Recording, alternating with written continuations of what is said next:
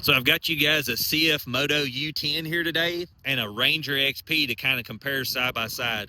Now, one of the things that I didn't like about the beginning CFMOTO was how wide the body was in comparison to where the tires set. The body was so much wider, causing you to hit stuff on the sides and everything. Whereas like the Ranger, your tires are wider than the body, so you're not going to rub the side of your tire or your paint and panel before you hit your tire. Now you can see on this it's almost even, which is a way better setup than what like the old CFMOTO was. If you got a CFMOTO 1000 in this version, these are like 800s or 500s, so they're littler. The tires set in so much further than the body. The body was like 6 inches past the tires. And you guys can see that in my Defender limited lattice place video. It shows that with the CFMOTO at the end. But if you see here, they have done a ton of upgrades on these. And all of this, except the windshield, comes from the factory. So you get the roof, you get the mirrors, you get the nets, you get the really nice seats in this. I mean, the seats in this look really, really good. As far as the bolstering and stuff, I mean, you can see how cushy that is. And the hydraulic bed, that was something I thought was pretty wild. That comes standard on these. So you've got a hydraulic reservoir and everything that goes over to a lift, and it'll lift your bed. And you can see up in here, you've got up and down like the Ranger 1500, and you've got all this in the panel here. So you've got different modes. You got turf lock, and then you've got your modes to change power, downhill, and then you've got push button, park, neutral, high, low, all that reverse. This also has Apple CarPlay. You plug it in here and you get Apple CarPlay with this unit. So you get a lot of nice things on this unit for $16,900 that the other ones you're going to have to buy or upgrade on. Another thing I wanted to show you is this is a Ranger 1000, and this is a 29-inch tire. This is a 30-inch tire. There's not much difference in size, but I wanted you to see how much more ground clearance and how much bigger your fender well was that you could fit a tire. I think that you could put a 32-inch tire on this without any issue, whereas this one, if you go to even a 30 at full lock and stuff, a lot of times you'll rub right in this area and stuff, where this one, you see how much more clearance you've got. Another thing that I noticed is just like a Can-Am Defender, you get grease points on all of your bushings and stuff. So your A-arms, the bushings and everything, your sway bar, all that has manual grease fittings. Where Polaris uses steel bearing, I much prefer grease fitting. If you're someone that doesn't service your stuff, you're probably not going to like that. But on the back of this one, you've got a tilt bed, so you've got to use this as a manual dump. And that's one of the things that is really nice that they're giving you straight out of the factory. And just the finesse on this, they've done a really good job. You can see how nice the taillights look. They've got this LED strip that goes down through here. It says CFMOTO in the lens. And then over here, you've got an LED with like a halogen bulb inside. One of the things that I did notice that I'm not a huge fan of is if you look between these two right here, I don't like how far this exhaust pipe sticks out. It's past your bed, or close to past your bed right there, you can see.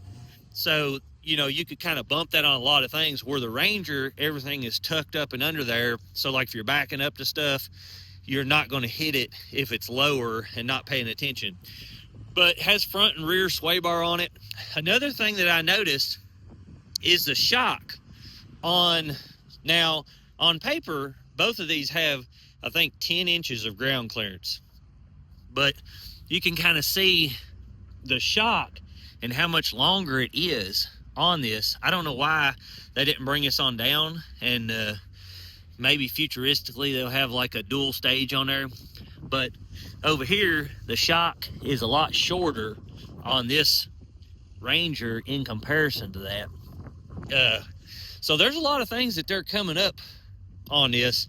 Now on your Rangers and stuff, you do get a big car battery. One of the things that I noticed on this is you get like a littler battery, and they put it right here, easy to get to, kind of an odd place to put it, but it is a littler battery in comparison to what Polaris gives you. So if you hook up a lot of accessories and stuff on this, like a bunch of light bars and sound system and things like that, you'd probably have to upgrade the battery in comparison to what comes on these. It's like a full-blown car battery that comes on a Ranger, so you get a lot nicer battery. Another thing is the antenna on here. I thought that was a really weird spot to put it.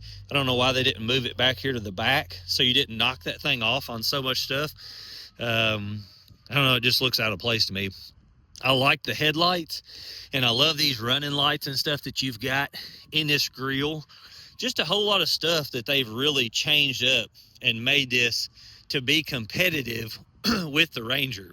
I do think in the woods that you're going to like the body panels tucked more, as in how the Ranger is tucked.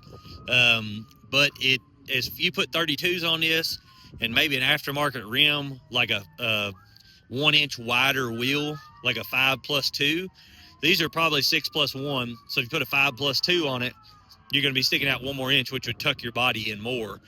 But you just get a lot of things on this that you're not going to get with the other ones, like the Can-Am Defender and the Polaris Ranger.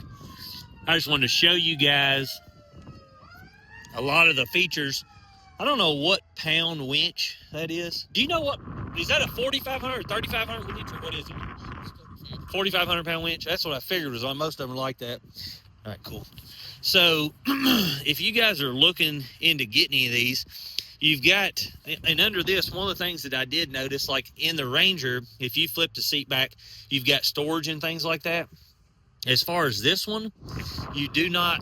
If you go over to the Ranger, I'll show you what I'm talking about. So in the seats, you can put like a 5-gallon bucket or something up under there, and your battery is up under here. You can see how much bigger that battery is. It's a full-blown car battery. But you can put a 5-gallon bucket or, storage or anything like that under there. And then you've got storage in your front with your, glove box here, glove box up here, cup holders everywhere. On the Moto, you've got cup holder here.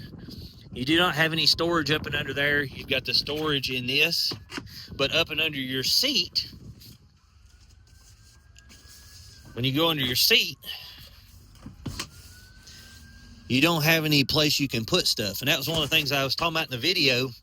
If you're used to being a farmer and being able to stick all your stuff in under your seats, I think the cab layout, as far as space and being able to put stuff, that the Ranger probably has a better layout. And you've got little cubby holes everywhere in that. So that's one of the things to keep in mind. But this is a nice unit, and I think that for the money, a lot of people are going to like it. It just depends on the reliability of these. So I guess we'll see that over time. But this will give you guys a good overview. It does have the little things in the floor to let water out. It does have a nice power steering unit on it. Looks like a pretty robust one. But I love that it has Apple CarPlay. I like that the steering wheel is tilt, so you can tilt it down. Just has a really nice looking layout on it. Let's see, right here. Right here's what they've got it listed as. And here's the dealership you're looking at, Lake Cumberland Motorsports in Somerset. This guy is a salesman here, so if you're looking to get one of these, you can get a hold of him. And I think this would make a really good unit. Like I said, as long as the reliability's there, just looking at it, I love that it has grease fittings. I like that it has, all LED headlights with the projector bulb, and the paint on it is a really good looking paint. It's all painted throughout, and then you've got this fender line here that goes into it. This one's also got an MB Court. I just seen that. So it's got an MB Court speakers up there in the top. And that's a high-end speaker company. It's got a little tweeter there. and looks like a niobium cone speaker in it. It's not a paper cone, or don't look like. You can see it in there. Whereas if you get a Ranger, you know, you're going to have to put the mirrors on it. Windshield doesn't come factory. Then you're going to have to add some kind of radio, speakers, things like that. Plus, this has a 1-inch bigger tire. Just a nice unit. Give you guys a walk around. I like how CFMOTO hides their winch in the bumper, but this is a much nicer bumper to keep you from busting up your plastic. That's one of the things I notice is your bumper. You don't really have a good bumper on this that I can see. It's just a flat fascia, so if you bust something there or hit something hard, you're gonna automatically tear up your plastics and stuff instead of just denting your bumper, which you're not gonna care about.